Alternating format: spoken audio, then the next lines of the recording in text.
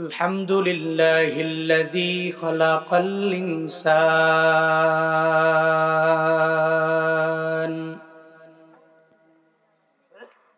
وكرم وعلمه من البيان ما لم يعلم فسبحان الذي لا يحصى امتنانه باللسان ولا بالقلم وأشهد أن لا إله إلا الله وحده لا شريك له لا ضد له ولا مثل له ولا مثيل له وأشهد أن سيدنا وسندنا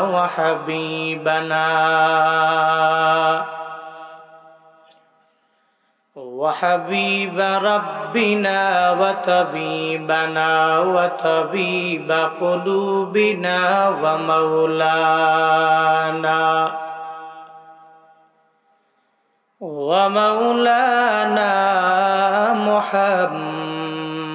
محمدا عبده ورسوله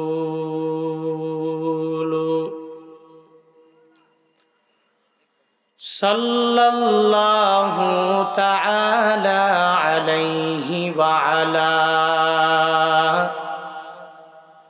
آله وأصحابه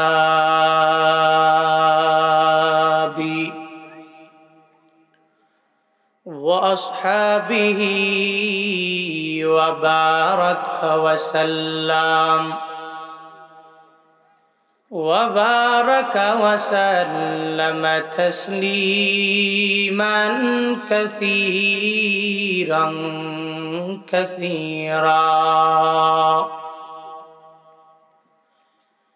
الذي أرسله الله تعالى بالحق بشيرا ونذيرا وداعيا إلى الله بإذنه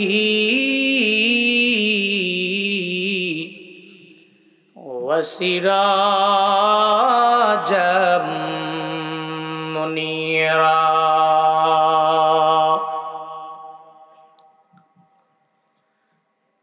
أما بعد فأعوذ بالله من الشيطان الرجيم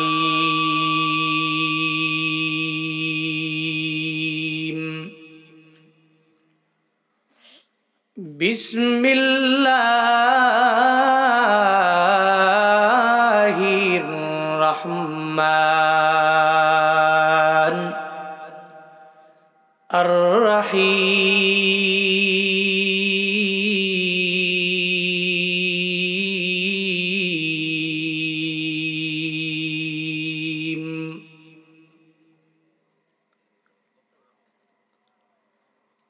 ووصينا الإنسان بوالديه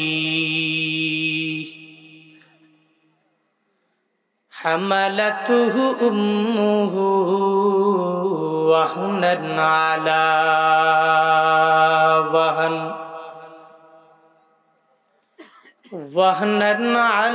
وهن وفصاله في عامين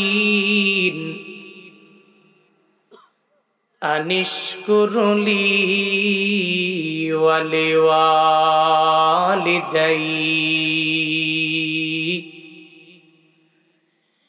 إلي المصير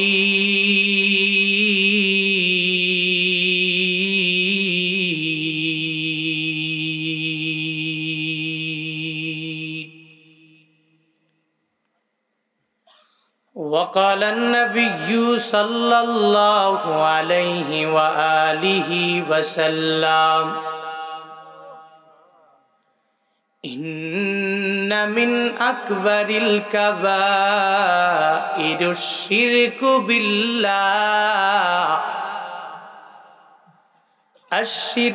بالله وعقوق الوالدين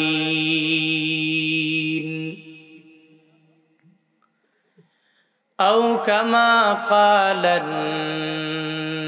النبي عليه الصلاة والسلام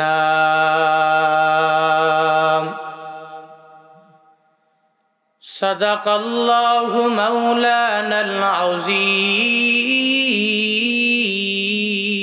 وصدق رسوله النبي الكريم ونحن على ذلك لمن الشاهدين والشاكرين والذاكرين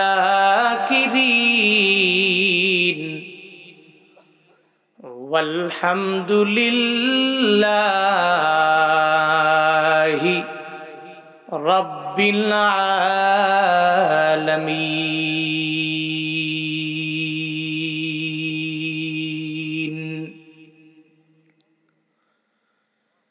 سبحانك لا علم لنا إلا ما علمتنا إنك أنت العليم الحكيم. رب اشرح لي صدري ويسر لي أمري واحلل عقدة من لساني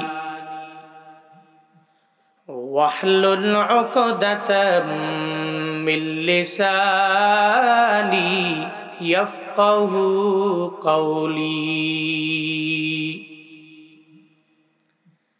ربي زدني علما ربي زدني علما ربي زدني علما ربي يسر ولا تعسر وتمم علينا بالخير.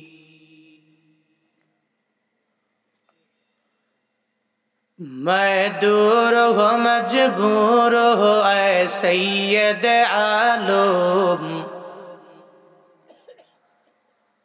میں دور ہو مجبور ہو اے سید عالم، دیدار دکھاتے نہیں آواز سنا دو، دیدار دکھاتے نہیں آواز سنا دو.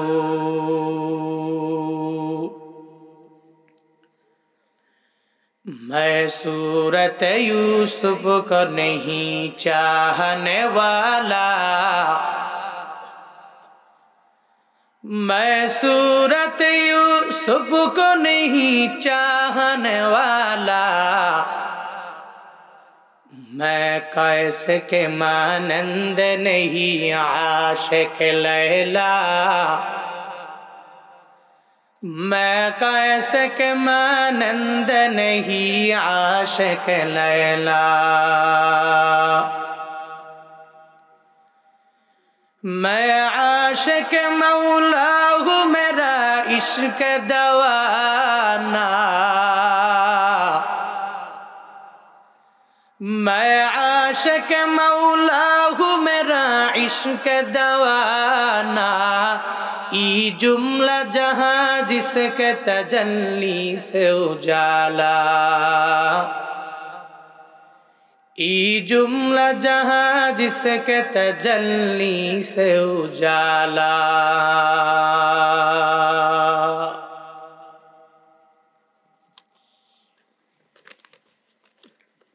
মধ্য গাঙ্গার ইসলাম প্রিয় যুব সংঘের উদ্যোগে আয়োজিত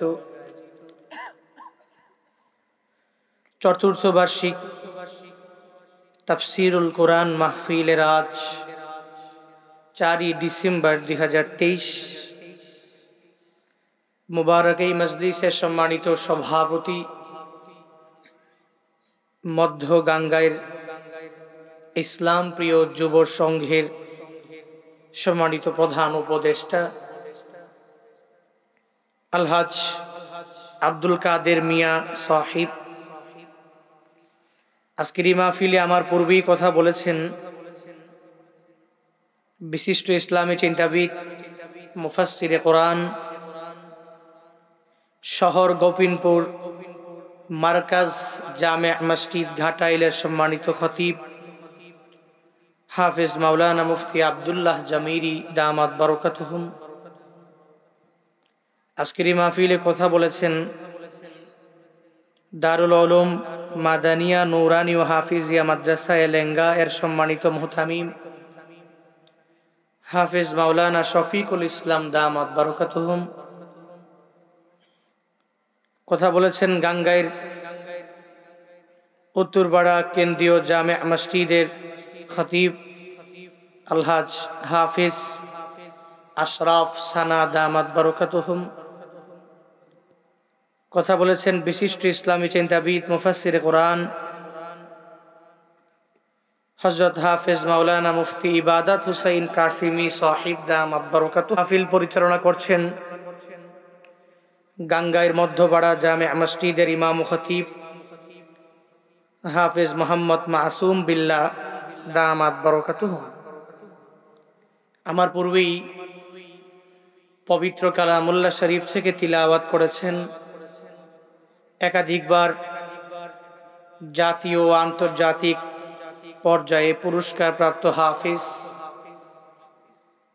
বিশ্বজয়ী হাফিজ নজমুস সাকিবের ছোট ভাই হাফিজ তরিকুল ইসলাম সাআদ দামাত বারাকাতুহুম। আরো অনেকেই আজকের এই মাহফিলে কথা বলেছেন, কোরআন এবং হাদিস থেকে দিক নির্দেশনামূলক বাণী আপনাদেরকে শুনিয়েছেন। মধ্য গাঙ্গাইরের ইসলামের যুব এক সংঘ, এক কাফেলার উদ্যোগে আজকের এই মাহফিল, যাদের অক্লান্ত পরিশ্রমের মাধ্যমে আজকের এই মাহফিল দাঁড়িয়েছে। শুরুতে আমাকে উচ্চ কণ্ঠে উচ্চ আওয়াজে জবাব দিবেন সবাই। বরকতপূর্ণ এই মজলিস পেয়ে আপনারা এলাকাবাসী, গ্রামবাসী খুশি না বেজার? এত আসতে বললেন, খুশি না বেজার? একজন মুমিনে কামিল এই মজলিস পেলে খুশি হবে, তার মনে অটোমেটিক আনন্দ জেগে উঠবে। এর কারণ এই যে মাহফিল, এই যে ওয়াজ, এই যে মসজিদ, এই যে মাদ্রাসা, এই যে যুব সমাজের উদ্যোগে একটা ভালো কাজ, এই প্রত্যেকটা বিষয় আমি সওয়াব করতে পারছি কি পারি নাই এটা আমার ব্যক্তিগত ব্যাপার। কিন্তু বলেন তো, এই যে মাহফিলে আসছেন, অনেকে এশার নামাজের পর থেকে এই পর্যন্ত একটানা বসে আছেন, এই ৩-৪ ঘন্টা বসে আছেন, আমার বয়ান শেষ পর্যন্ত থাকবেন, অনেকে নিয়ত করেছেন। বলেন তো, এই ৩-৪ ঘন্টায় সওয়াব হলো কি হলো না ওইটার ব্যাপারে ধারণা না থাকলেও অতটুকু ধারণা আছে অন্তত পক্ষেই ৩ ঘন্টায় কোনো গুনাহ আমাদের দ্বারা সংগঠিত হবে না। কারণ এই মুজমা থেকে কেউ গালি শিখে না, এখানে বসলে কেউ মিথ্যা বলার সুযোগ নাই, এখানে বসলে গীবত করার সুযোগ নাই, এখানে বসলে আরেকজনের দোষ চর্চা করার সুযোগ নাই। আছে? সুযোগ নাই। এই জন্যই তো এই মজলিসগুলো বড় মুবারক, বরকতপূর্ণ মজলিস। আর এই মজলিসে বসলে সওয়াব হলো কি হলো না, এর আগে কথা একটাই, গুনাহ হয় নাই। নবীজি বলেছেন ইত্তাকিল মাহারিম তাকুন আবাদান নাস, তোমরা গুনাহ ছেড়ে দাও, হারাম ছেড়ে দাও, যদি ছাড়তে পারো তো তাকুন আবাদান নাস, আল্লাহর দরবারে তুমি আল্লাহর খাঁটি বান্দা বলে পরিগণিত হবে। বলেন সুবহানাল্লাহ। গুনাহ ছাড়তে পারলেই আমাদের দ্বারা নেকামল হবে। এই জন্য এই মজলিসগুলো আমাদের এলাকার জন্য বড় রহমত, বরকত ভরপুর। এই জন্য আজকের এই মাহফিল যারা আয়োজন করেছেন, যুব সংঘের জন্য দোয়া করছি, আল্লাহ পাক সবাইকে দুনিয়া এবং আখেরাত উভয় জগতে কল্যাণকামীদের অন্তর্ভুক্ত বানায়া দেন, সকলে পড়িয়া আমিন। আরো জোরে পড়েন। সর্বোপরি শুকর ওই রবের যে আল্লাহ পাক আমাদেরকে এই ফিতনা ফাসাদের জামানায় বিভিন্ন ফিতনা ফাসাদ থেকে ফারেক করে দুনিয়ার ঝামেলার দিকে মুহতাজ না করে রহমাতুল লিল আলামিনের হাদিসের ভাষ্য মতে এই বেহেশতের বাগানে আসার, বসার, কিছু বলার এবং শোনার মতো তৌফিক দান করেছেন। ওই রবের দেওয়া জবান দিয়ে, শক্তি দিয়ে, রবের শেখানো কালিমাতুশ শুকর সকলে প্রাণ খুলে মন উজাড় করে চিল্লায় একবার করে সমস্বরে পড়ি আলহামদুলিল্লাহ। আল্লাহ পাকের শুকর করলে লাভ না লস? সন্দেহ আছে? ক্ষতি হবে। দুনিয়াতে মানুষের প্রশংসা করলে যদি লাভ হয়, কেমন? ওয়ার্ডের এক মেম্বার, উনি তো ক্ষুদ্র জায়গার লিডার, ছোট্ট একটা স্পেসে নেতা। মেম্বারের প্রশংসা যদি কেউ করে নির্বাচনের আগে, তার পিছে যদি ঘুরে, দেখবেন ওই মেম্বার যদি 5 বছর মেম্বার থাকে, ওই পুরো এলাকায় যেই ব্যক্তিটা তাকে হেল্প করেছে, সাহায্য করেছে, তার প্রশংসা করেছে, ওই ব্যক্তিকে 5 বছর একটানা এত পরিমাণ সাপোর্ট দেয় এবং সবাইকে বলে, মেম্বার বলে, এই যে ব্যক্তিটা দেখছো, এই ব্যক্তিটা আমার লোক। চেয়ারম্যান বলে, ওই যে অমুক মেম্বার, ওইটা আমার মেম্বার। মেম্বার অফ পার্লামেন্ট বলে, ওই যে চেয়ারম্যান, ওইটা আমার চেয়ারম্যান। প্রধানমন্ত্রী বলে, এই যে মন্ত্রী, উনি আমার খুব কাছে। কোম্পানির ম্যানেজিং ডিরেক্টর, যিনি ব্যবস্থাপনা পরিচালক, উনি যদি বলে, এই কোম্পানিতে যত জেনারেল ম্যানেজার আছে, এই ম্যানেজারদের মধ্যে অমুক ব্যক্তিটাকে ইশারা করে যদি বলে, ওই জিএমটা এটা আমার লোক, যদি বলে, বলতে দেরি, যতদিন পর্যন্ত বলনেওয়ালা ব্যক্তির পাওয়ার থাকবে, ততদিন পর্যন্ত যেই ব্যক্তিকে বলল লোকটা আমার, তার পাওয়ারও অটোমেটিক থাকবে। এবার আল্লাহ যদি কয়, এই বান্দা আমার প্রশংসা করেছে, বান্দা আমার, ফায়দা কি? ফায়দা হলো আল্লাহ পাকের ক্ষমতা দুনিয়ার মেম্বার, চেয়ারম্যান, এমপির মতো 5 বছরের নয়, যে আল্লাহর ক্ষমতা আগেও ছিল, এখনো আছে, ইন ফিউচারে যে রবের লিডার, নেতা থাকবে, ওই রব যদি কয় এই বান্দা আমার, দুনিয়া এবং আখিরাত উভয় জগতে কশ্চিনকালেও কোনো ব্যক্তি তাকে পরাজিত করতে পারবে না। বান্দা কার? আল্লাহকে যদি কয় বান্দাটা আমার, মান লাহুল মাওলা ফালাহুল কুল। মাওলা যার হয়ে গেল আল্লাহ, গার্ডিয়ান যার হয়ে গেল আল্লাহ, তো ফালাহুল কুল, পৃথিবীর সব কিছু তার হয়ে গেল। করেন না সুবহানাল্লাহ। ওই রবকে রাজি করার লক্ষ্যে রবের প্রশংসা করা লাগবে। পারবো তো ইনশাআল্লাহ? প্রশংসার প্রথম ধাপ আলহামদুলিল্লাহ, দ্বিতীয় ধাপ আল্লাহর আদেশগুলো মানা, তৃতীয় ধাপ আল্লাহ পাকের নিষেধ থেকে নিজেকে বিরত রাখা, এগুলো ধাপ। শুধু আলহামদুলিল্লাহ পড়লাম শাকির হয়ে গেলাম নয়। শাকির হওয়ার লক্ষ্যে আপনাকে আল্লাহর আদেশগুলো মানা লাগবে। শাকির হওয়ার লক্ষ্যে আপনাকে রবের নিষেধ থেকে বিরত থাকা লাগবে। শাকির হওয়ার লক্ষ্যে নবীর সুন্নতের উপরে আমল করা লাগবে। আল্লাহ পাক সেই তৌফিক আমাদের প্রত্যেককে দান করুক, সকলে বলি আমিন।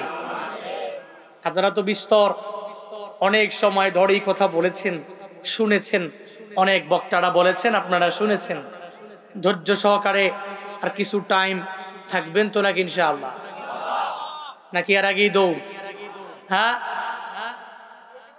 একটু ধৈর্য সহকারে বসবেন। ঘাটাইলে তো আমি খুব কমই আসা হয়। গত বছর মনে হয় একটা না দুইটা প্রোগ্রাম করেছিলাম। এই বছরও 2-3টা প্রোগ্রাম ঘাটাইলে করব। ইতিপূর্বে একটা প্রোগ্রামে এসেছি, এখন একটা, হয়তো আবার 1-1.5 মাস পরে আবার আসা হবে। এজন্য একটু ধৈর্য সহকারে আপনারা বসলে, বেশিক্ষণ লং টাইম ধরে আমি কথা বলি না, কোথাও বলতে পারিও না। যতক্ষণ বলি একটু ধৈর্য সহকারে বসলে বলা যাবে। আল্লাহ পাক ধৈর্য সহকারে বসার তৌফিক দান করুন। একটু আমিন পড়েন। আপনারা যদি কথাই না বলেন তাহলে আমি বলবো কেমন?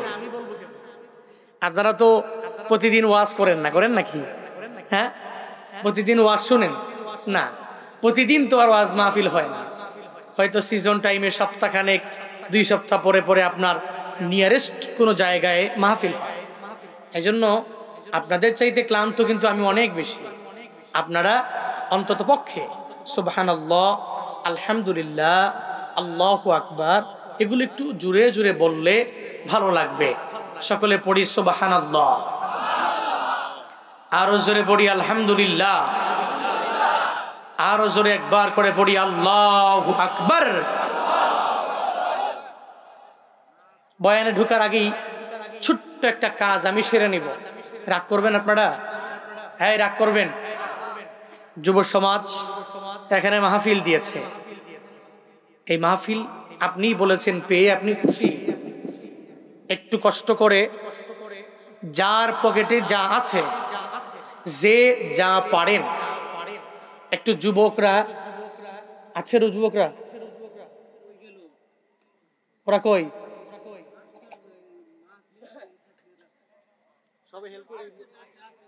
আছে যুবকরা কই? আচ্ছা, আপনাদের পক্ষ থেকে 4 জন লোক দাঁড়াবেন এখান থেকে। এই দাঁড়ান না, এই মিডিয়ার ফেলে দাঁড়ায় যান, দাঁড়ান। যে যা পারেন একটু রুমাল নিয়ে যাবে, যার যার। দাদা যাই কই? ও রুমাল নিয়ে, যে রুমাল নিয়ে একটু যা পারেন। যেহেতু আমি বয়ানের মাঝে করলে ডিস্টার্ব হবে, শেষে করলে অনেকের ভাবমূর্তিও নষ্ট হতে পারে। আগেই এটা ক্লোজ করে এরপরে আমরা বয়ান করেই দোয়া দিয়ে দেবেন ইনশাআল্লাহ। জি, যে যা পারেন, একজনও খালি ফিরবেন না, একজনও খালি ফিরবেন না। যে যা পারেন একটু করে শরীক হবেন। এটা ভালো কাজ, নেকের কাজ। এটাতে শরীক হলে আল্লাহ পাক সওয়াব দিবেন। এজন্য আপনারা যে যা পারেন একটু শরীক হন। আল্লাহ পাক প্রত্যেকের এই শরীক হওয়াকে কাল কিয়ামতের ময়দানে নাজাতের উসিলা বানাক। সকলে বলি আমিন।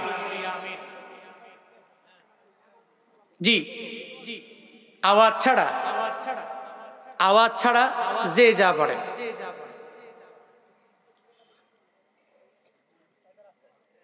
খুতবায় একটি আয়াতে কারিমা তিলাওয়াত করেছি, যেই আয়াতে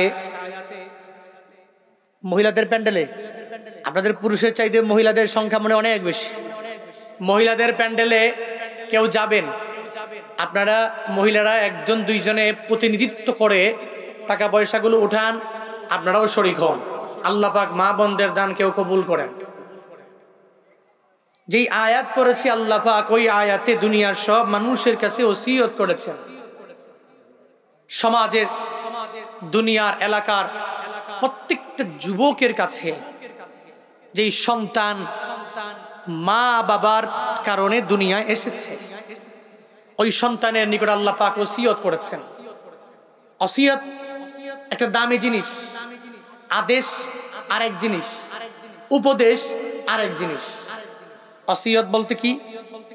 বাবার মৃত্যুবরণের আগে দেখবেন মাঝে মাঝে বাবারা বলে যায়, এই ছেলে আমার মরণের পরে ওই মসজিদে এত টাকা দিবি, ওই মাদ্রাসায় এই টাকাগুলো উঠাইয়া দিবি, আমার কবরটা অমুক স্থানে দিবি।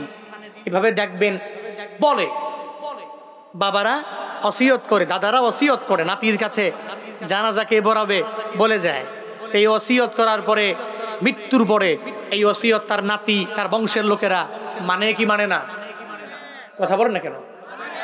তো দুনিয়াতে মানুষের ওসিয়ত মানা যদি মৃত্যু পরবর্তী জীবনে ওয়াজিব হয়, আল্লাহ পাক যে ওসিয়ত করেছেন এই ওসিয়তটা কি দামি না কম দামি? ওয়াসাইনাল ইনসানা বিওয়ালিদাইহি হামালাতুহু উম্মুহু ওয়াহনান আলা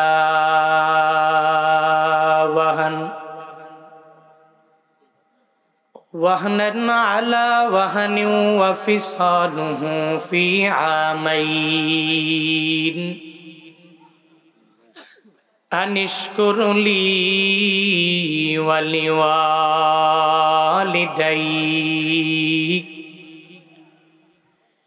ইলাইয়াল মাসীর।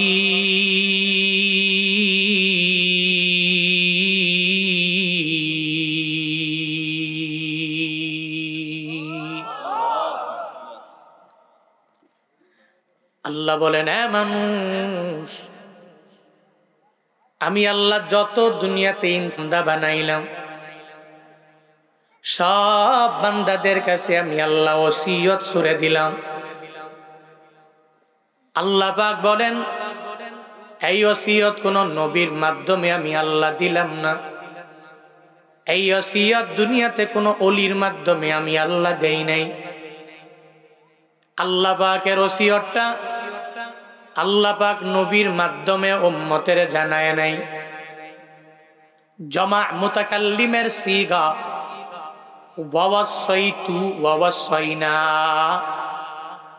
আল্লাহ পাক বলেন, আমি আল্লাহ নিজেই তোমাদের নিকট ওসিয়ত করলাম, মানুষ তুই চলার পথে তোর মা বাবার সাথে ভালো আচরণ করবা, অন্যায় আচরণ কশিন গেলেও তোমার দ্বারা হবে না। ওসিয়তটা তো আল্লাহ নবীর মাধ্যমে করতে পারতেন, কিন্তু আমার আল্লাহ করেন নাই। সাহাবায়ে কেরামের মাধ্যমে বিভিন্ন হাদিসের মাধ্যমে জানাইতে পারতেন নবী, কিন্তু তাও করেন নাই। আল্লাহ পাক এত পরিমাণ দামি বানানোর জন্য নিজেই জানায়া দিলেন, হে গোলামেরা আমি আল্লাহ ওসিয়ত করেছি তুই তোর মা বাবার সাথে ভালো আচরণ করবা, অন্যায় আচরণ করতে পারবা না। কারণ ওই মা বাবা এত পরিমাণ কষ্ট তোমার জন্য করেছে, দুনিয়ার কেউ ওই পরিমাণ কষ্ট করে নাই। এত পরিমাণ কষ্ট করেছে মা বাবারা, যাদের মাধ্যমে আসমান দেখলা, জমিন দেখলা, দুনিয়ার সব দেখলা। আল্লাহ বলেন, মানুষ কিন্তু আজকে তুই বড় হয়ে যাওয়ার পরে মায়েরে ভুলে যাও, বাবারে ভুলে যাও। ওই মায়ের এত কষ্ট, যেই কষ্টের কথা বান্দা তুই অটোমেটিক ভুলে যাও। ওই বাবার এত পরিমাণ কষ্ট বান্দা তুই বড় হয়ে যাওয়ার পরে বাবার কষ্টগুলো ভুলে যাও। মা বাবার মাধ্যমে দুনিয়ার সব নিয়ামতগুলো তুমি ভোগ করতে পারলা, এই চিন্তাটা তোমার মাঝে তখন থাকে না, এই টেনশনটা থাকে না যে মা বাবার সাথে ভালো আচরণ করা লাগবে, আমি মা বাবার সাথে অন্যায় আচরণ করতে পারি না। মা বাবা আমার এত পরিমাণ আপন, কারণ আমার মাওলা ওসিয়ত করেছেন, আল্লাহর ওসিয়তটা আমার মেনে নেওয়া লাগবে। 2 নম্বরে মা তো কষ্ট কম করে নাই, তাহলে আমি কেন ভুলে যাব? টাঙ্গাইলের মুসলমানেরা আল্লাহ পাক জানায়া দিলেন, আমি আল্লাহ ওসিয়ত করে নিলাম, ওই মায়ের সাথে কেন তুই ভালো আচরণ করবি? একটু বালিশের সঙ্গে মাথাটা লাগাইয়া যদি একটু চিন্তা ভাবনা করো, তাহলে বউয়ের কথা মেনে মায়ের মনে আঘাত দিতে পারো না। ওই মায়ের কথা যদি বালিশের সঙ্গে মাথাটা লাগাইয়া চিন্তা করো, তাহলে তুই তোর সন্তানের কথা শুনে বাবার মনে আঘাত দিতে পারো না? ও বান্দারা, কারণ মা তোরে গর্বে নিয়ে নিয়ে বড় করছেন, এত পরিমাণ কষ্ট, বলে ওয়াহনা নালা ওয়াহনিন, কষ্টের পর কষ্ট করে মা ওই গর্বে নিয়া নিয়া নিয়া নিয়া তোমারে আমারে বড় করলেন। ওই মায়ের পেটে এত কষ্ট নিয়া মা তোমারে আমারে নিজে খাইতে পারে নাই, এরপরেও তুমি মায়ের থেকে টেনে টেনে খাবার নিয়ে গেলা। ওই মায়ের পেটে মা তোমারে নিয়া নিয়া কোনো জায়গায় কমফোর্টেবল জার্নি করতে পারে নাই, ইজি ভাবে ওই মা খাবার খাইতে পারে নাই। মা ওয়াশরুমে যাবে, তোমার জন্য ঠিক মতো ওয়াশরুমে আরামে যেতে পারে নাই। মা এক জায়গায় বেড়াইবার জন্য তোমার বাবা যখন মারে জানায়া দিল, ও বৌবা মার, চলো চলো সবাই রে নিয়ে একটু বেড়াইবার জন্য যাব, ওই মা তখন জানায়া দেয়, ও স্বামী আমার, না না, আমার সন্তানের কোনো ক্ষতি হয়ে যাবে, আমি মা হইয়া এটা কশিন কালেও মেনে নিতে পারি না। কারণ আমি মা সন্তানের গর্ভে নিয়ে বেড়াইতে গেলে জিনের আসর বর্তে পারে আমার পেটের মধ্যে। কোনো একটা মানুষের আসর যদি আমার গর্ভের মধ্যে পড়ে যায়, আমি মায়ের কারণে সন্তানের বড় ক্ষতি হয়ে যাবে, এটা কশিন কালেও আমি মা হইয়া মেনে নিতে পারবো না। আল্লাহ পাক ওই কথাগুলি তোমারে আমারে স্মরণ করে করে জানায়া দেয়, ও মানুষেরা, যেই মা গর্ভে নিয়ে নিয়ে বড় করলেন, একটা বারের জন্য মা তোমাকে বলে নাই, একটা বারের জন্য মা তোমার বাবার কাছে বলে নাই, ও স্বামী, এই সন্তানটারে মারার জন্য একটা ইনজেকশন আনো, একটা বারের জন্য বলে নাই। আবার কত মায়েরা ফজরের নামাজের পরে কাজে লেগে গেল, সকাল বেলার খাবারও খাইতে পারে নাই মা, দুপুর বেলার খাবারও খাইতে পারে নাই মা, রাতের বেলা যখন খাবারের প্লেটটা নিয়ে মা বসে গেল, ওই খাবারের প্লেট নিয়ে বসার পরে পেটের মধ্যে এত পরিমাণ ক্ষুধা, মা সহ্য করতে পারে না পারে না পারে না পারে না। ওই পেটের ক্ষুধা নিয়ে মা যখন প্লেটে বসলো, ওই মা খানার প্লেটে বসে বসে মা যখন এক দুই লোকমা যখন খাবার নিজের মুখে ঢুকাইয়া পেটে দিয়া দিল, তুমি তখনই তো বুঝো না ওই মায়ের পেটের মাঝে এত জোরে জোরে লাথি মেরে দিলা, মায়ের কলিজাটা পর্যন্ত কি পরিমাণ ধরে গেল। এই যে গতকালকের আগের দিনও আমার মা, আমার ওয়াইফ এক জায়গায় এক রুমে বসে কিছু বিষয়ে যখন আমরা কথাবার্তা বলতে লাগলাম, আমার মায়ের কাছে মায়ের কদর সম্পর্কে যখন জানাইতে লাগলাম, মা ও দিক দিয়া বলে, আমার বউ ও দিক দিয়া বলে, আমিও এক দিক দিয়া যখন বলতে লাগলাম, আমার মা আমায় বলে, ও সন্তান, তুই জানো না, সন্তানেরা পেটের মাঝে যখন ওই মায়ের পেটে যখন জুড়ে জুড়ে লাথি মেরে দেয় রে সন্তান, এত পরিমাণ আঘাত, মনে হয় আসমান জমিনটা সব একাকার হয়ে গেল, সাত আসমান তখন মনে হয় আমি মায়ের মাথার উপরে পড়ে গেল, আমি মায়ের পুরা বডির উপরে মনে হয় একটা বড় বোঝা পড়ে গেল।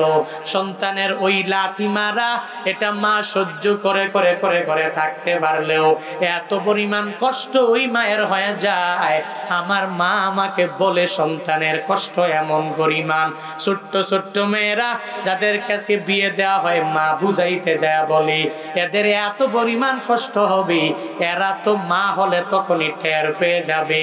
ও টাঙ্গাইলের মুসলমানেরা, ও ঘাটাইলের মুসলমানেরা, ওই মায়ের কত কষ্ট আল্লাহ পাক স্মরণ করে করে দিয়ে তোমাকে আমাকে জানায়া দিলেন, বান্দা, তুই আজকে বড় হয়ে যাওয়ার পরে ওই মায়ের সাথে অন্যায় আচরণ করবা না, ওই মায়ের দোয়া নিয়ে আগায় যাও।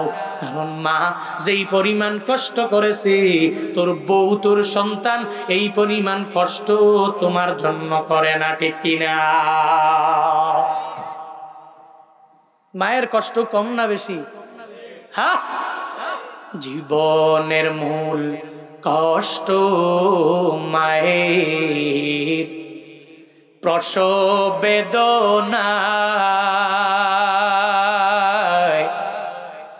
সাত আসমান সাথে জমিন তখন মায়েরি মাথায়। এমন মাকে কেমনে আজি, এমন মাকে কেমনে আজি যাব আমি ভুলিয়া। ও আমার প্রাণের মা, মা গো মা, কোথায় গেলে মোরে ছাড়িয়া। জনম দুঃখী এতিম আমি, চায় না কেহ ফিরিয়া।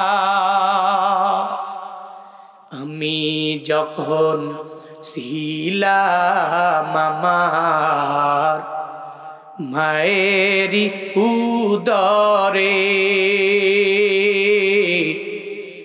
চলাফেরা করতেন যে মায় কত কষ্ট করে।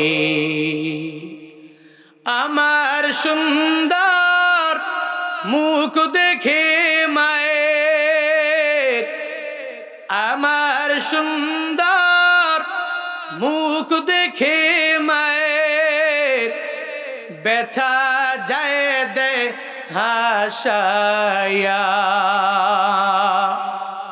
ও আমার প্রাণের মা, মা গো মা, কোথায় গেলে মোরে ছাড়িয়া। জনম দুঃখী এতিম আমি, চায় না কেহ ফিরিয়া। জনম দুঃখী এতিম আমি, চায় না কেহ ফিরিয়া। মায়ের কষ্ট কম না বেশি? আল্লাহ পাক এটাই স্মরণ করে তোমারে আমারে জানায় দেয়, হ্যাঁ মানুষেরা, মা তোমারে গর্বে নিয়ে নিয়ে বড় করলেন, এত পরিমাণ কষ্ট করলেন মা।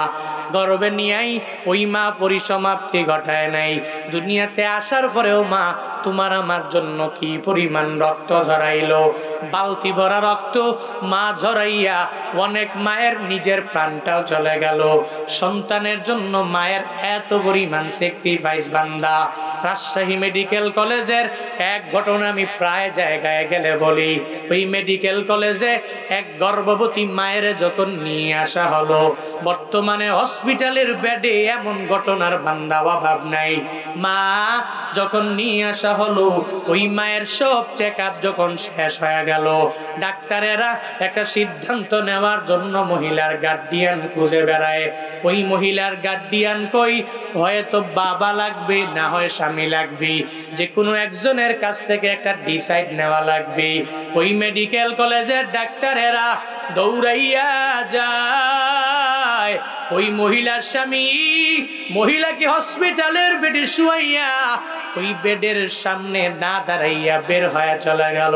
হসপিটালের এক কোনায় দাঁড়াইয়া একটা সুসংবাদের জন্য যখন ওয়েটিং রইল, ওই হসপিটালের স্টাফেরা দৌড়াইয়া যায়, বলে তুমি কি ওই মহিলার স্বামী নাকি? বলে হা হা, আমি হলাম ওই মহিলার স্বামী। তাহলে মহিলার স্বামী যদি হও, তুমি আমায় জানাও, তোমার কি ছেলে লাগবে, মেয়ে লাগবে, নাকি তোমার বউ লাগবে? কোনটা তোমার কাছে বড় ভারী প্রয়োজন? তুমি যদি সন্তানটা চাও, তাহলে তোমার বউটারে বাবা না, আর যদি বউটারে চাও, তাহলে সন্তানটাকে পাওয়া যাবে না। এই কথা যখন ওই স্বামীর দরবারে যখন উপস্থাপন করে দিল, বেচারার কাছে সন্তানটাও তো অনেক পরিমাণ দামি, ওই স্বামীর কাছে স্ত্রীটাও অনেক পরিমাণ দামি। আল্লাহর ওই বান্দা কিছু বলতে পারে না, কিংকর্তব্য বিমূঢ় হয়ে গেলেন, কারণ তার কাছে স্বামী হইয়া স্ত্রী অনেক পরিমাণ দামি, আবার তার কাছে সন্তানটা অনেক পরিমাণ দামি। যেই সন্তানের জন্য 10টি মাস পর্যন্ত বাবারা ওয়েটিং এ থাকে, সন্তান চলে যাবে আবার নিজের স্ত্রী বেঁচে থাকবে মেনে নিতে পারে না, স্ত্রী চলে যাবে সন্তান থেকে যাবে তাও মেনে নিতে পারে না, একটা কিছুই বলতে পারে না। একটা পর্যায়ে যখন হয়ে গেল, ডাক্তারেরা সিদ্ধান্ত নেওয়ার জন্য বসে থাকে না, তারা নিজেরাই সিদ্ধান্ত নেওয়ার জন্য ওই শয্যাশায়ী মায়ের বেডের পাশে গিয়া দাঁড়াইয়া যায়, আর ওই মায়ের পাশে নিজেরাই সিদ্ধান্ত নিতে লাগলো। একে অপরে বলতে লাগলো, দুনিয়াতে বৃক্ষ যদি বেঁচে থাকে তাহলে ফল অটোমেটিক আশা করা যাবে, বৃক্ষ যদি দুনিয়াতে বাঁচায় রাখো তাহলে যখনই মন চায় ফল পেরে পেরে খাওয়া যাবে। এর মানে এই মহিলাটা, এই মা দুনিয়ায় থাকবে, সন্তান দুনিয়াতে একবার না আসলে বহুবার আসতে পারবে। এখন সন্তান মারা গেলে পরবর্তীতে ট্রাই করার মাধ্যমে সন্তানটারে পাওয়া যাবে। এই কথা বলার পরে ওই মায়ের কান বরাবর পৌঁছে যায়, ওই মায়ের চোখ দিয়ে বেবে চোখের পানি। ওই মা ডেকে বলে, ও মেডিকেল কলেজের ডাক্তারেরা, তোমরা যদি বলো আমি মা দুনিয়ায় থাকবো না, আমার সন্তান দুনিয়াতে আসবে, এটা আমি মানতে পারবো, কিন্তু আমার কারণে সন্তান দুনিয়াতে আসবে না, এটা হতে পারে না, পারে না, পারে না, পারে না। ও ডাক্তারেরা, তোমাদের সিদ্ধান্ত চেঞ্জ করে না। আমি মা কত নিয়ামত খেয়েছি, আমার মালিক আমারে কত বড় বড় নিয়ামত খাওয়াইছেন, কিন্তু আমার সন্তান দুনিয়াতে আসবে, আমার সন্তান আমার কারণে আসবে না, এটা আমি মা হইয়া মেনে নিতে পারবো না, পারবো না। আমি মা দুনিয়াতে আসবো না, আমার সন্তান দুনিয়ায় আসবে, আর আমার থাকার দরকার নাই, আমার আর নিয়ামতের দরকার নাই। ও ডাক্তারেরা, আমি মা চলে গেল বিন্দু মাত্র পরিমাণ আফসোস আমার হবে না। আমার সন্তান যেদিন বড় হয়ে যাবে, হাফেজে কোরআন হয়ে যাবে, ওই হাফেজে কোরআন হইয়া আমার সন্তানটা চোখের পানি ফেলাইয়া আমি মায়ের মাকবারার সামনে গিয়া দাঁড়াইয়া যদি চিন্তা করে ঘরে ঘরে একবার যদি আমি মায়ের জন্য দোয়া করে দেয়, ও মালিক আমার মায়ের কবর তুমি জান্নাতের বাগান বানাইয়া দাও। আমার সন্তানের ওই সময়ে ওই সন্তানের দোয়ার বদৌলতে আমি মা সন্তান দুনিয়াতে আসার কারণে যে চলে গেলাম, আমার বিন্দু মাত্র পরিমাণ আফসোস হবে না। আমার সন্তান যখন আমি মায়ের কবরের সামনে দাঁড়াইয়া রব্বির হামহুমা কামা রব্বায়ানি সগীরা এটা বলে যখন আমি মায়ের জন্য দোয়া করে দিবি, দোয়া করতে দেরি হবে, আমি মায়ের কবরটা জাহান্নামের গর্ত যদি হয়ে যায়, সন্তানের দোয়ার বদৌলতে, হাফেজে কোরআনের দোয়ার বদৌলতে আমি মায়ের কবর এমনিতেই জান্নাতের বাগান হয়ে যাবে। আতিনা ফি দারে দুনিয়া না হাসান, আতিনা ফি দারে উকবা না হাসান, ইয়া গিয়াসাল মুস্তাগীসিন হাদিনা লফদিকারা বিল উলুমে ওয়াল গিনা, হর গরিদে নেকো তু তৈয়ার है, না মাঙ্গে উস তু বেজার है। ওই মায়ের থেকে দোয়া নিয়ে চলো, যদি দোয়া নিয়ে চলো, কারণ মা এত পরিমাণ কষ্ট করেছে, ওই দোয়াটাও আমার মাওলার দরবারে কবুল হয়ে যাবে। আল্লাহ পাক ওটাই তোমারে আমারে স্মরণ করে দিয়া জানা দেয়, অমানুষেরা আজকে বড় হয়ে যাওয়ার পরে মায়ের সাথে অন্যায় করো, ল্যাপটপ কেনার জন্যে, একটা আইফোন কিনে দেওয়ার জন্যে, একটা বাইক কেনার জন্যে মা বাবার হালত বড় ভালো না। মা বাবার সামনে গিয়া মা বাবারে বলে, তুমি যদি আমারে একটা একটা মোবাইলে কিনা দিতে না পারো, একটা বাইকে যদি কিনা দিতে না পারো, তুমি যদি আমার চাহিদাই মিটাইতে না পারো, ও মা বাবা তুমি আমারে কেন জন্ম দিলা? তুমি আমারে জন্ম না দিলেও পারতা। কিছু কিছু সন্তানের নিমখারামি কথা এমন বলে কি বলে না? বলেনি আমার মোবাইল লাগবে। কেন? তুমি আমারে জন্ম দিয়েছো মা, যদি জন্মই দিয়েছো তাহলে কেন মোবাইল দিতে পারো না? তাহলে কেন আমার চাহিদা মেটাতে পারো না? আমারে কেন বাইক দিতে পারো না? আমাকে কেন টাকা পয়সা দিতে পারো না? ও যুবকেরা, ওই মা বাবার সামনে নিজের ঝাল তুই মিটাইস না, সাবধান। মা বাবার দোয়া নিয়া নিয়া নিয়া বান্দা আগাইয়া যাও। আল্লাহ পাক নিজেই ওসিয়ত করে জানায়া দিলেন মানুষেরা, ওই মা বাবার সাথে তোমার আমার ভালো আচরণ করা লাগবে। দুনিয়াতে যত বড় বড় বড় বড় সন্তানেরা আল্লাহওয়ালা যারা হয়েছে, এরা কেমনে হয়েছে জানুনি? এরা আল্লাহওয়ালা হয়েছে একমাত্র মা বাবার দোয়ার বদৌলতে। দুনিয়ার বড় বড় ইমামেরা এরা কেমনে বড় নেতা হয়েছে? নেতা হয়েছে মা বাবার দোয়ার বদৌলতে। বাংলাদেশের এত বড় বক্তারা দেখবেন কুজনিয়া মা বাবার দোয়ার বদৌলতে বক্তা হয়েছে। একজনও মা বাবার বদদোয়া নিয়ে এরা চলে না, চেষ্টা করে মা বাবার থেকে দোয়া নিয়ে চলার জন্য। হ্যাঁ মানুষেরা, দোয়া নিয়ে চললে কি পরিমাণ ফায়দা। এই যে কাবার ইমাম, বর্তমানে অনেক বড় ইমাম, মক্কা মদিনার ইমাম আব্দুর রহমান আস-সুদাইসির কথা অনেক যুবকেরা ভালো করেই জানে। তিলাওয়াতে এত মজা, শুধু তিলাওয়াত করলে শুনতেই মন চায়, শুনতেই মন চায়। ওই আব্দুর রহমান আস-সুদাইসি কত মায়া নিয়া নিয়া এত সুন্দর করে তিলাওয়াত করে।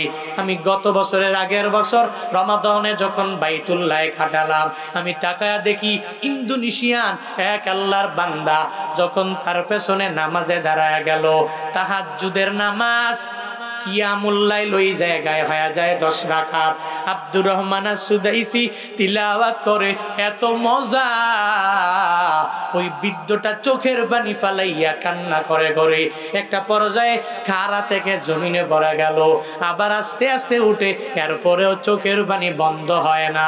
আমি তাকে জিগাইলাম, এই হুজুরের তিলাওয়াত শুনে কান্না তুমি কেন করলা?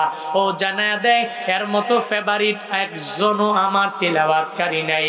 আমি যখন ঘুমায়া যাই, রাতের বেলা তার তিলাওয়াত শুনে শুনে আমি ঘুমাইয়া যাই। তার তিলাওয়াতে এত মজা, বারবার শুনলেই মজা লাগে, শুনলেই মজা লাগে, শুনলেই মজা লাগে। এই কারণে আজকে আল্লাহ আমারে সরাসরি তার তিলাওয়াত শুনাইলো, আবার বাইতুল্লাহ। এজন্য আমি চোখের পানিটাও পর্যন্ত ধরে রাখতে পারি নাই।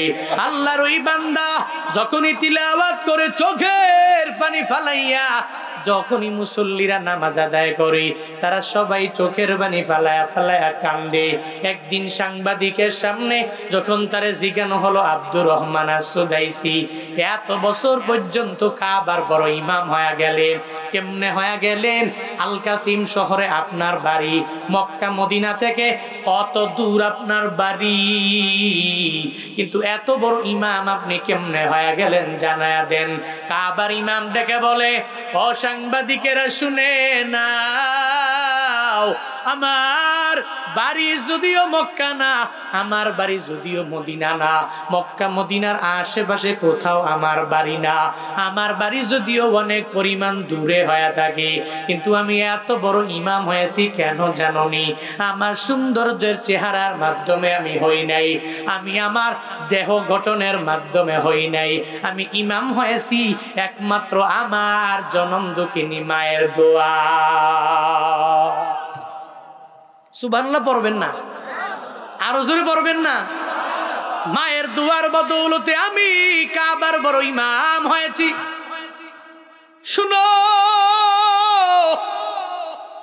ও সাংবাদিকেরা, আমি কাবার বড় ইমাম হয়েছি মায়ের দোয়ার বদৌলতে। ছোট্টবেলায় ওই মা আমাকে সঙ্গে করে করে নিয়া বাইতুল্লাহ তাওয়াফ করার জন্য যখন চলে আসলেন, আমি ছোট মানুষ, এই বাইতুল্লাহ আমি সম্মান বজায় রাখতে পারবো না। এটা বড় দামি জায়গা, কোনো বেয়াদবি করা যাবে না। আমার মা তাওয়াফ করার জন্য আমার মা আমাকে সঙ্গে নেয় না।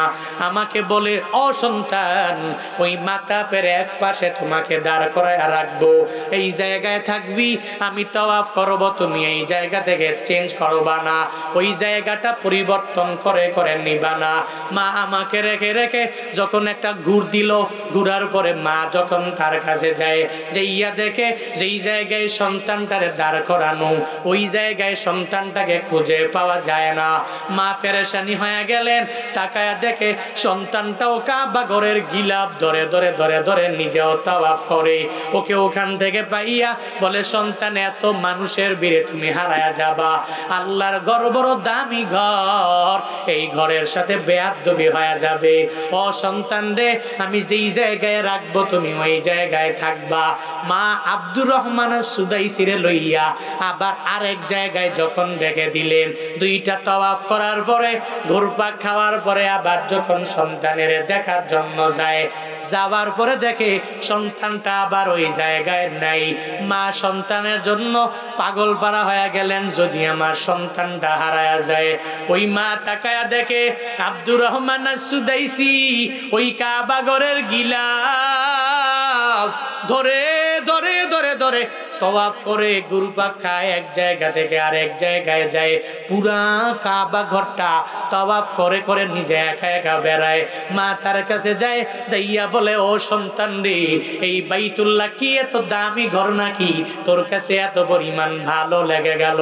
তুই কেন বারবার এই বাইতুল্লাহর কালো গিলাফ ধরে ধরে ধরে ধরে বারবার বারবার কেন তুমি হাত দিয়া ধরে ধরে তাওয়াফ করো? ও সন্তান, তুমি আমায় বলো, তোমাকে এক জায়গায় রাখলে ওই জায়গায় তুমি থাকো না, কেন বারবার তুমি এই জায়গায় বাইতুল্লাহ তাওয়াফ করার জন্য পাগল পারা হয়ে যাও? আব্দুর রহমান ডেকে বলে, ও আমার মা, দুনিয়াতে আমি কত ঘর দেখেছি, তবে এই বাইতুল্লাহর মতো এত সুন্দর ঘর আমি কোথাও দেখি নাই গো মা।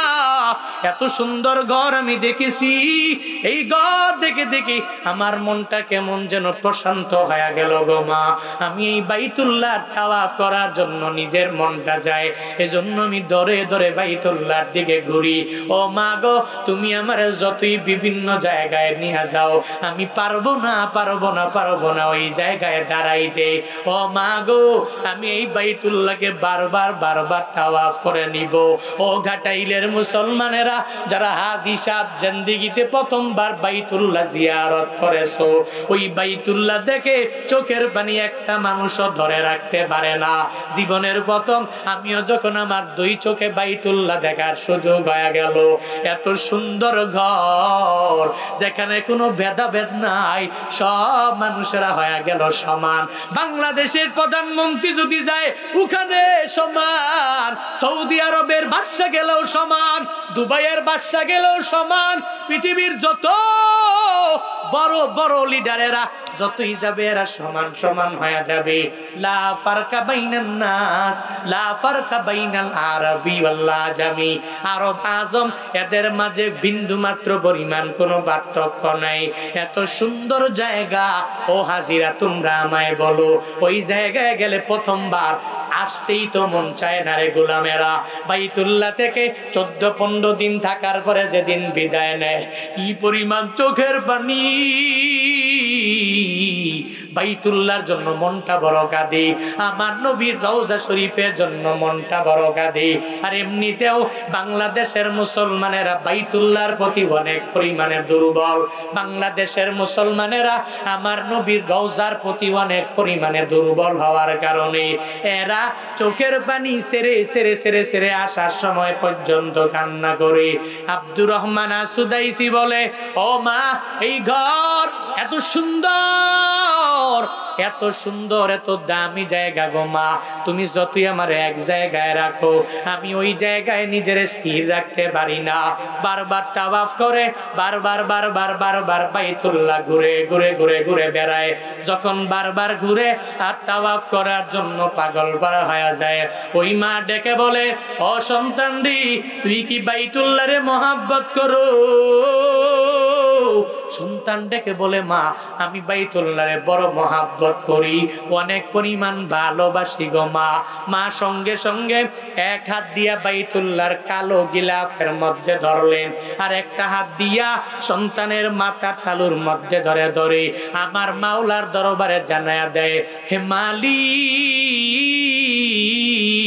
আমার বাড়ি মক্কা না মদিনার কোথাও আমার বাড়ি না, আমি কুরাইশ বংশের কেউ না, আল কাসিম শহরের মধ্যে আমার বাড়ি। আমি জানি জানি জানি আমার বাড়ি অনেক দূরে, আমার সন্তান এই বাইতুল্লাহর ইমাম হতে পারবে না। আমি মা হইয়া তোমার গিলাফে ধরেছি, আর আমার সন্তানের মাথার মধ্যে হাত বুলাইয়া আমার এই ছোট্ট বাচ্চার জন্য তোমার কাছে দোয়া করলাম। ও আল্লাহ, আমি মায়ের দোয়ার বদৌলতে কি আমার সন্তানটারে কাবার বড় ইমাম বানায়া দেওয়া যায় না? কার দোয়া? মা কি বলে, আমি কাবার গিলাফ এক হাতে ধরেছি, আর এক হাত আমার সন্তানের মাথার উপরে রেখেছি। আল্লাহ, আমি জানি মক্কার আমি কেউ না, মদিনার কেউ না, কুরাইশ বংশের কেউ না, আল কাসিম শহর কত দূর, এত দূরে আমার বাড়ি। আল্লাহ, এই উসিলায় ও কি মায়ের দোয়ার বদৌলতে আমার ছেলেটারে এই কাবার বড় ইমাম বানায়া দেওয়া যায় না? রবের কে কারিশমা, মায়ের কি পরিমাণ দোয়া, ওই দোয়ার বদৌলতে আজ পর্যন্ত কত ইমাম চলে গেল, কত ইমাম আসলো। আব্দুর রহমান সুদাইসি কণ্ঠেও মজা, তিলাওয়াত করে আজ পর্যন্ত মক্কা মদিনার বড় ইমাম। দোয়া কার? ওই দোয়া কার? যুবকরা, মায়ের দোয়া তো লাগতো না। কি অন্যায় করো তোমরা, কি অপরাধ করো, কি ব্যবহার করো। সুন্দরী একটা রমণী পেয়েছো, একটা মাইয়ার প্রেমে পাগল হইয়া কি পরিমাণ দৌড়াও তোমরা। মা এত পরিমাণ বড় করলেন তোমারে, কিন্তু মায়ের প্রতি বিন্দু মাত্র পরিমাণ মায়া নাই। মা কই মাইয়া আনা লাগবে, তুই কও না আমি এটা প্রেম করে জিটারে সুন্দরভাবে কথাবার্তা দিয়া দিয়া ফুসলাইয়া ফাসলাইয়া রাজি করতে পারে। মা বাবা লাগে না, পরিবার লাগে না, দাদা দাদি লাগে না, পরিবারের কোনো গার্ডিয়ান লাগে না, দৌড়াইয়া তুই কোটে যাইয়া যাইয়া বিয়া করে কত মজা নেও। সপ্তাহখানেক মজা নিবি, এক মাস মজা নিবি, আল্লাহর কসম একবার, আল্লাহর কসম 3 বার 100 বার। ওই মা বাবার মনে আঘাত দিয়া যদি বিয়া করে, ওই মা বাবার মনে আঘাত দিয়া যদি একটা বউ রমণী যদি ঘরের মধ্যে আনো, 1 মাস যদি দেখবি কত শান্তি, এরপরে দেখবি শান্তির লেশ মাত্র নাই, ঠিক কিনা? কত কাহিনী জানি, টেলিফোন করে করে বলে, হুজুর এই মাইয়াকে প্রেম করে করে আমি বিয়া করেছি, কিন্তু ঘরের মধ্যে বিন্দু মাত্র পরিমাণ আর শান্তি পাই না, মাত্র মাস খানেক শান্তি পেয়েছি, এরপরে আর বিন্দু মাত্র শান্তি নেই। মনে রাখবি যুবকেরা, যেই মাইয়াটা তার মা বাবার প্রমাণ না মানিয়া একটা মোবাইল চালাইয়া তোমার সাথে বিয়ের আগে কথা বলতে পারে, ও একটা বেগানা পুরুষের সাথে বেগানা নারী হইয়া কথা বলতে পারে। তোমার বিয়ার পরেও তুমি যখন বাড়ি থেকে চাকরির জন্য চলে যাবা, ওই মাইয়াটা আর একটা পোলা নিয়ে ভাগ্যা যেতে পারে, ঠিক কিনা? ক্ষেতের চাকা খেতেই ভাঙবে, যাইলে তুলে ভাঙবে।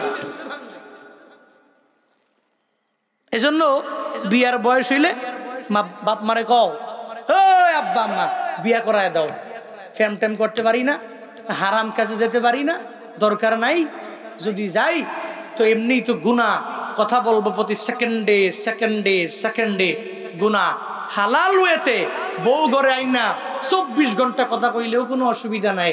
বিয়ের আগে কোনো মেয়ের সাথে কথা বলা যাবে না, আর বিয়ের পরে বউয়ের সাথে ওই রুমে তোমাকে সবাই বলবে যাও বউয়ের সাথে যদি কথা বলো 3 দিন সমানে পৃথিবীর কোনো ব্যক্তি তোমাকে বাধা দিবে না। এটাই ইসলাম, এটাই আমার ধর্ম, এটাই আমার রিলিজিয়ান। বিয়ের আগে একটা, বিয়ের পরে আরেকটা। কিন্তু তোমরা যুবকেরা বিয়ের আগে খুব সুন্দর থাকো, বিয়ের পরে চেঞ্জ হয়ে যাও। কারণ কি জানেননি? কারণ হলো প্রেমের বিয়ে। তো আল্লাহ পাক হেদায়েত দান করো, আমিন বলেন। আল্লাহ পাক বুঝ দান করো। ওই যে আমার পাশের এলাকায় একজন বিয়ে করছে, বিয়ে করার পরে বিকেল বেলা নাই, আরে কি রে হারায় গেছে, একেবারে নাই। বিয়ের দিন নাই, বাসর রাত করে নাই। সবাই টেলিফোন করে, ফোন ধরে না। হঠাৎ করে ফোন ধরছে, ধইরা কয় আমার মা বাবার পছন্দে আমার বিয়ে করাইছে, এই মাইয়া আমার ভাল লাগে না, আমি ছাইরা দিতে চাই। তো তুই কবুল কইলি গে? কয় আমার আবেগ কাজ করেছে, বিবেক কাজ করে নাই। কি কাজ করেছে? কি কাজ করে নাই? এটা বললে কি হবে? আবেগে চলে না দুনিয়া, আবেগে চলে না। আবেগে চলে চলে না। আবেগে বিয়ে করছে নাই, বিকেল বেলা হারাই গেছে। পরে 4-5 দিন পরে মাতবর রাইছে, এরা দইরা এরপরে ঠিক আছে তোর তালাক দেওয়া লাগবে, কি কি করা লাগবে সব করে টোরে বিদায় করে দিস। এই হালাত, এই হালাত। যুবকরা আব্বা আম্মা যেটা আইনা দেয়, কই আমগো বাবারা আমগো দাদারা প্রেম কইরা বিয়া করছে না, এরা কি ঠিক গেছে? গেছে না। আমার 3 ভাই, আমার ফ্যামিলি, আমার পুরো পরিবার। কই আব্বু কয় আমার স্ত্রী মানে তোমার মা, এর আমি একবার দেখেছি। আমার বাপ কইছে ছেলে এটা ভালো, ঠিক আছে। বাপ যারা কইছে ভালো তো আমার জন্য ভালো। খালি দোয়া নিছি, আল্লাহর কুদরত 3টা ছেলে হাফেজ আলেম হয়েছে। এটাতে রহমত, এটাতে বরকত, এটাতে সাকিনা। এই জন্য আমরা গর্ব করে বলি, কোনো অন্যায়, কোনো অপরাধ, কোনো জেনা এগুলো তো জড়াই না। তোমরাও যুবকেরা শুধু বয়ান শুনলে হবে না, একটু বাস্তব জীবনের সাথে মিলাইয়া একটু চলো, আল্লাহ পাক বরকত দিবে। পারবেন না ইনশাআল্লাহ? যুবক ভাইরা আনমেরিড কারা কারা হাত তোলেন। আনমেরিড, বিয়া করেন নাই, আবিয়াইত্যা কেউ? তুমি কেউ নাই? নাই কেউ? আচ্ছা, মুরব্বীরা তুলছে নাকি? সাবধান, বাংলাদেশের আমগো দাদিরা দুনিয়ার সব মানতে পারে মাগার। আর একজন বউ আপনি ঘরে আনবেন 14 শিখের ভিতর নিয়ে ঢুকাবে আপনার, বাপরে বাপ, এটা মানতে পারবে না। পৃথিবীর সব মানবে, কিন্তু আরেকজন আসবে ঘরে, এটা মানবে না। সব মুরব্বীর হাত তুলে না বিয়ে, তারা বিয়ে করবা আব্বা আম্মাকে নিয়া, পুরো পরিবারকে নিয়া সুন্দর করে। পারবেন না আবিয়াতা ভাইয়ারা আমার ইনশাআল্লাহ? আল্লাহ পাক তৌফিক দান করো। আরো জোরে পড়ে না আমিন। কি বলতেছিলাম? মায়ের দোয়া। মা কষ্ট কি কম করে না বেশি? কি শেষ করে দিব না একটু চলবে? হ্যাঁ,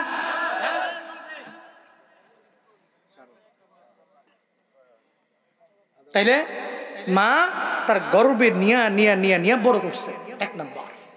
দ্বিতীয়ত আসার পরে সময় কষ্ট করলেন, আসার পরেও 2টি বছর দুগ্ধবান পড়াইছেন।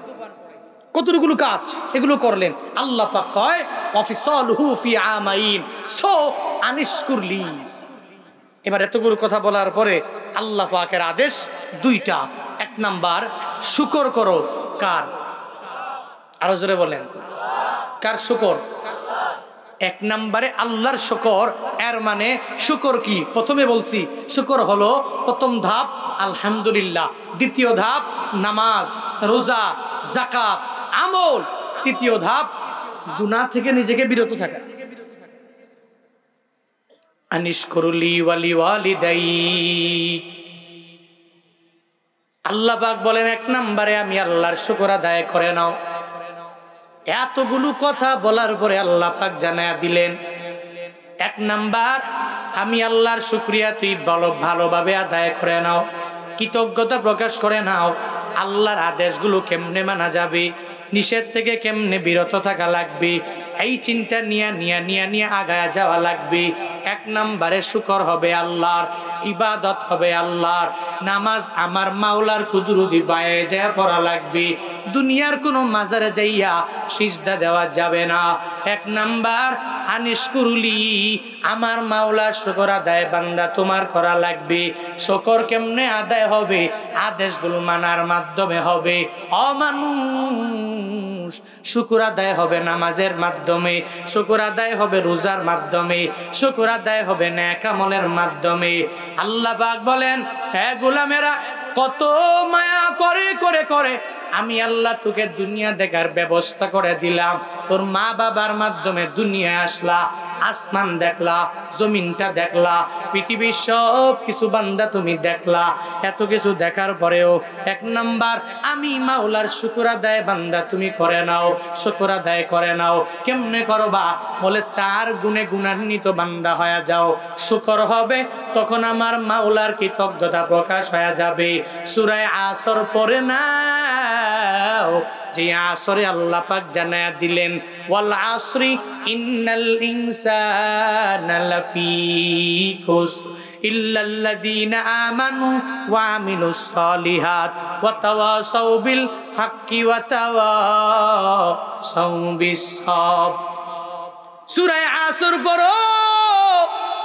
আল্লাহ পাক ওই জায়গায় জানায়া দিলেন কারা লাভবান হবে, কারা শুকরগুজার বান্দা হবে, কারা রবের কাছে বড় দামি হয়ে যাবে, কাদের পরিপূর্ণ শাকের হতে পারবে, কারা কৃতজ্ঞতা প্রকাশ করতে পারবে।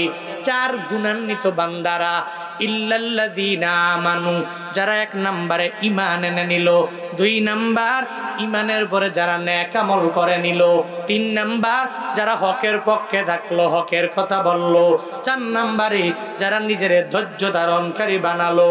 এই 4 গুণে গুণান্বিত বান্দাগুলো শাকের হতে পারবে, এরা শুকরগুজার করতে পারবে, এরা আমার মাওলার কাছে অনেক পরিমাণ দামি এরা হয়ে যাবে। ও বান্দারা, আল্লাহ পাকের জন্যই জানায় আনিশকুরলি, 1 নাম্বার আমি মাওলার শুকর তুই আদায় করে নাও।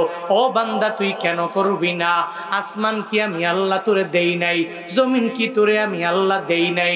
তোকে কি মায়া করে আমি আল্লাহ বানাই নাই? তোর মায়ের গর্ভে কি আমি আল্লাহ, তোর হাত পা কি সুন্দরভাবে আমি আল্লাহ গঠন দেই নাই?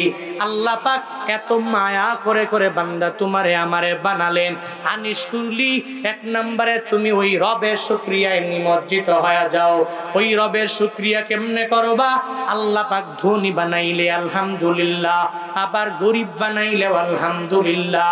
আল্লাহ পাক আমারে যা বানায় এরপরে আলহামদুলিল্লাহ বলা লাগবে। মূসা নবী আমার মাওলার সাথে কথা বলে, কম বলে না বেশি বলে? কম বলে না বেশি বলে? এত পরিমাণ কথা বলে। মূসা নবী একদিন আল্লাহর সাথে কথা বলার জন্য রওনা। পথিমধ্যে যাওয়ার পরে এবার মূসা নবীর সাথে একজনের মুলাকাত হয়ে গেল। ওই বান্দা বড় ধনী, বড় টাকাওয়ালা, অনেক কিছুর মালিক। ওই ধনী বলে, ও মূসা তুমি কোথায় যাও? বলে সিনাই পর্বতে আমি রওনা হয়ে যাই। বলে আমার মাওলার কাছে জিগাইবানি, আমার যে এত টাকা পয়সা, এত ধন দৌলত আমার, আমি কি কাজ করলে আল্লাহ পাক আমার টাকা নিয়ে যাবে? আমি কি কাজ করলে আল্লাহ পাক আমার কাছ থেকে সব নিয়ে চলে যাবে? আমার টাকা পয়সা এত বেশি, আমি হিসাব রাখতে পারি না। আল্লাহকে গিয়া জানায়া দাও দুনিয়ার টাকা পয়সা কেমনে কমে যায়। মূসা নবী চলে গেলেন। একটু দূর যাওয়ার পরে এক ভিখারি মহিলার সাথে মুলাকাত হয়ে গেল। ওই ভিখারি ডেকে বলে, আল্লাহ কারীম, ও মূসা পয়গম্বর, আমার টাকা নাই, আমি সুন্দরভাবে চলতেও পারি না টাকার অভাবে। আমার মাওলার কাছে যাও, গিয়া জানাইবা কি কাজ করলে আমার নিয়ামত বেড়ে যাবে, আমার টাকা পয়সা বেড়ে যাবে, আমার ধন দৌলত দৌলতের পরিমাণটা বেড়ে যাবে। মূসা নবী সিনাই পর্বতে যাইয়া আমার মাওলার দরবারে বলতে লাগলেন, আল্লাহ হে মালিক, আমি আসার সময় প্রতিমধ্যে একটা মেয়ের সাথে একটা ছেলের সাথে মোলাকাত হয়ে গেল। যেই ব্যক্তিটার টাকা পয়সার কোনো অভাব নাই, অনেক পরিমাণ ধন দৌলত, সে আমার কাছে জানতে চেয়েছে আপনার কাছে আমি বলবো কি এমন কাজ করলে তার ধন দৌলতের পরিমাণটা কমে যাবে। আল্লাহ পাক কয়, মূসা ওই ধনীর কাছে যাও, ধনীর কাছে গিয়া গিয়া গিয়া গিয়া জানাইয়া দাও, ওই ধনীর টাকা পয়সা কমে যাবে, অনেক পরিমাণে কমে যাবে। ধনী যদি শুকর গুজার না করে, যদি পাওয়ার পরে আলহামদুলিল্লাহ যদি না বলে, তাহলে নিয়ামত অটোমেটিক কমে যাবে। তুমি ধনীর কাছে যাও আর তাকে গিয়া জানাইয়া দাও, ও যদি ঠিক মতো যাকাত না দেয় তাহলে তার টাকা পয়সা অটোমেটিক কমে যাবে। বুঝা গেল কি? ওই বান্দার টাকা বাড়বে যেই বান্দা শুকর গুজার করবে। যে শুকর করবে না ওর টাকাও কমে যাবে, বাড়ির সংখ্যাও কমে যাবে, ও সুন্দরভাবে চলতে পারবে না। এজন্য ও বান্দারা টাকা লাগবে, বাড়ি লাগবে, গাড়ি লাগবে, সব লাগবে। এই চিন্তা নিয়ে নিয়ে নিয়ে তুমি আগায়া যাও, আল্লাহর দরবারে শুকরিয়া করে নাও। আলহামদুলিল্লাহ যদি সুন্দরভাবে বলে বলে চলতে পারো, কি পরিমাণ ফায়দা, কি পরিমাণ উপকার হবে।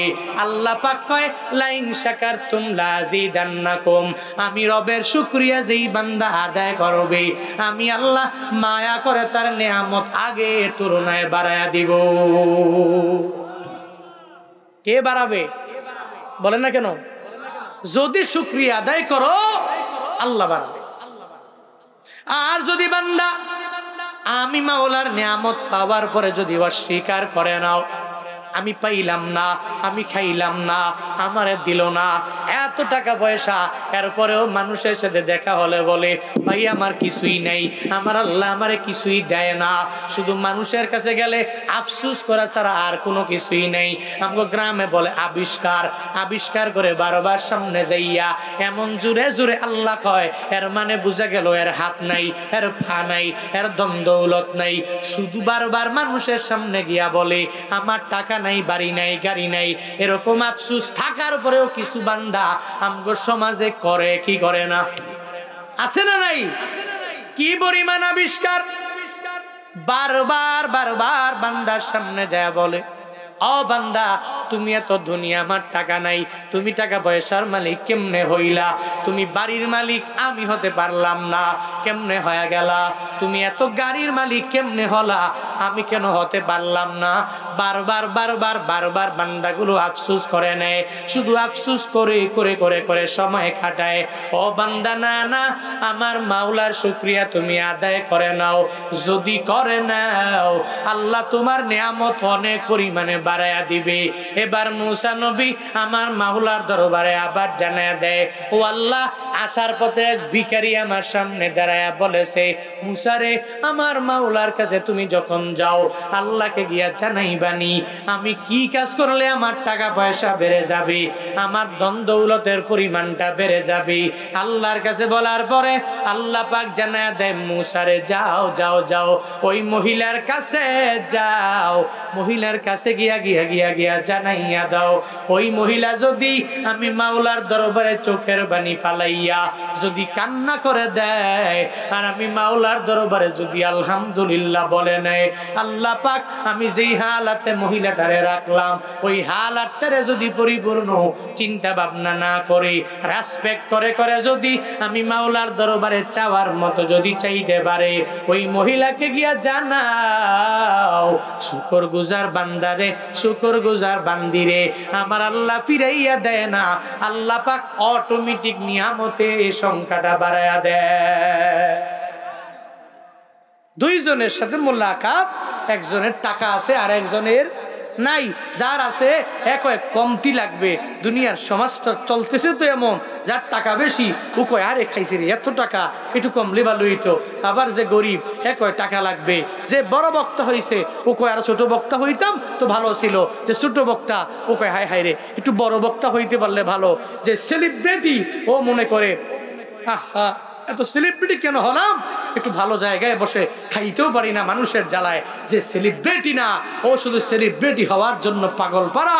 সমাজে যে মেম্বার, ও মেম্বার হওয়ার পরে মাঝে মাঝে অতিষ্ঠ হয়ে যায়, কেন যে মেম্বার হইলাম। আরো কয়েকটা পদপ্রার্থী, ও খালি বারবার কয় আমি 3 বার দাঁড়াইছি, কেন মেম্বার হতে পারি না, কেন চেয়ারম্যান হতে পারি না, কেন মেম্বার অফ পার্লামেন্ট হতে পারি না। দুনিয়ার নিজামিটা কেউ অনেক বেশি আছে, চায় না, কারণ নাই ওই বান্দা চাওয়ার জন্য পাগল পারা। মুসা নবী কয়, ও ধনী, তুই যাকাত দেওয়া বাদ দাও, শুকুর গুজার করা বাদ দাও, তোর যত টাকা পয়সা, তোর যত ধন দৌলত, এই সব ধন দৌলত অটোমেটিক দেখবা কমতে থাকবে। কারণ যারা যাকাত দেয় এদের নিয়ামতে, এদের টাকা পয়সায় বরকত দেন কে? জোরে বলেন। কিন্তু আমরা তো এমন এক হালাত হয়ে গেল, আমরা তো আমাদের টাকা পয়সার মাঝে মনে করি যাকাত দিলে কমে যাবে, দান করলে কমে যাবে, মসজিদে লাগালে কমে যাবে, মাদ্রাসায় লাগালে কমে যাবে। আমরা এই চিন্তা নিয়ে চলি। হ্যাঁ, অনেকে আছে চলে যে কেন মসজিদে দিব, কেন মাদ্রাসায় দিব, কেন এতিমখানায় দিব, কেন আমি দান করব, কেন যাকাত দিব, কমে যাবে না। পৃথিবীতে যারা যাকাত দিয়েছে, যাকাত দিয়ে গরিব হয় নাই, যাকাত দেওয়ার কারণে আল্লাহ পাক মায়া করে তাকে ধনী বানায় দিয়েছে। পৃথিবীর ইতিহাসগুলো, তারিখগুলো একটু ঘেটে ঘেটে দেখবেন। পৃথিবীর ইতিহাস এটাই বলে, জগতে পৃথিবীতে যারাই শুকর গুজার করেছে আল্লাহ পাক তাকে বড় দামি বানিয়েছে। যে শুকর করে নাই, অস্বীকার করেছে, অকৃতজ্ঞ হয়েছে, ও দুনিয়া বিলাইনেও অপদস্থ অপমানিত হয়েছে, আল্লাহর পক্ষ থেকে নিয়ামত থেকেও বঞ্চিত হয়েছে। ঘাটাইলের মুসলমানেরা আজকে থেকে ওয়াদা করা লাগবে, চলার পথে শুকর বেশি বেশি করব। পারবো? হ্যাঁ পারবো তো ইনশাআল্লাহ। আল্লাহ ছেলে দিয়েছেন আলহামদুলিল্লাহ, মেয়ে দিয়েছেন আলহামদুলিল্লাহ, একজনও দেয় নাই তো আলহামদুলিল্লাহ। হ্যাঁ, শুধু এই শুকর করে করে আলহামদুলিল্লাহ বলে নামাজ রোজা রেখে নেক আমল করে চলা লাগবে। এই যে শুকর গুজার করার ব্যাপারে আদেশ, এটা আমি দিয়েছি না কে দিয়েছেন? জোরে বলেন না, কে দিয়েছেন? আল্লাহ পাক কয় আনিস কুরলি, 1 নাম্বার আমি মাওলার শুকর তুমি আদায় করো, 2 নাম্বার অলি ওয়ালিদাই, তোমার মা বাবার শুকর তুমি আদায় করো। লাস্ট আল্লাহ পাক একটা কথা স্মরণ করায়, ইলাইয়াল মাসির, তুই যা করো আমি আল্লাহর কথা মানলে মানতে পারো, না মানলে নাই, তোর মন যা চায় তুই মন থেকে জিন্দেগি চালাও, তবে সাবধান, ইলাইয়াল মাসির, আমি রবের কাছে একদিন তোর আসা লাগবে। প্রত্যাবর্তন স্থল কি যাওয়া লাগবে নি? ও মুসলমানেরা, যাওয়া লাগবে নি? রবের দরবারে একদিন হিসাব দেওয়া লাগবে নি? নাকি আওয়ামী লীগ দিবে, বিএনপি দিবে না? এমন নাকি? বিএনপি দিবে, আওয়ামী লীগ দিবে না, জামাত ইসলাম দিবে না? পৃথিবীর সব বক্তা বলেন, শ্রোতা বলেন, আইম্মা বলেন, মাদ্রাসার আসাতিজায়ে কেরাম বলেন, পৃথিবীর সব ব্যক্তিরা এক এক এক করে আমার রবের দরবারে যাবে। ওখানে গিয়ে আল্লাহর দরবারে এরা প্রত্যেকটা বিষয়ে হিসাব দেওয়া লাগবে। ফামাই ইয়ামাল মিসকালা যাররাতিন খাইরান ইয়ারা ওয়া মান ইয়ামাল মিসকালা যাররাতিন শাররান ইয়ারা। বান্দা, তোমার অণু থেকে অণু, ছোট থেকে ছোট, জাররা থেকে জাররা, যত ভালো কাজ এই ব্যাপারে আমার মাওলা হিসাব দিবে, দিয়া দিবে সব বুঝাইয়া। আর যদি তুমি অণু থেকে অণু, জাররা থেকে জাররা পরিমাণ অন্যায় করো, গুনাহ করো, অপরাধ করো, মনে রাখবা আমার মাওলা এই প্রত্যেকটার বিষয়ে ধরবে। আল্লাহর কাঠগড়া এমন কাঠগড়া না, যদি আল্লাহরে বলি আল্লাহ দুনিয়াতে তো টাকাওয়ালা ছিলাম, বাড়ির মালিক তো ছিলাম, এত কিছুর মালিক তো ছিলাম, আল্লাহ তো তোমারে আমার টাকা থেকে এই 1.5 লাখ টাকা দিয়ে দিলাম, 10 লাখ দিয়ে দিলাম, 5 লাখ দিয়ে দিলাম, ডান হাতে দিয়ে দিলাম, তো একটু কষ্ট ফিরা আমগোর জন্য একটু আদালত না করলে হয় না? একটু ন্যায় পরায়ণতা না করলে হয় না? এটা দুনিয়ার আদালত না যে আমার মাওলাকে টাকা দিবা, মুনকার নাকিরদের টাকা দিবা, জিব্রাইলকে টাকা দিবা, গজব দেনেওয়ালা যে ফেরেশতারা এদেরকে টাকা দিবা। বান্দা, ওই সময়ে আদালতে আমার মাওলার কাঠগড়ায় কে আওয়ামী লীগ, কে বিএনপি, কে জামাত ইসলাম, এটা চলে না। আল্লাহর কাছে সব সমান। বান্দা, তোমার আমল আমার মাওলার কাছে বড় দামি। তোমার আমল যদি পাল্লা বাড়ি হয়, আল্লাহ পাক বলবে যাও উদখুল জান্নাতে ঢুকে যাও।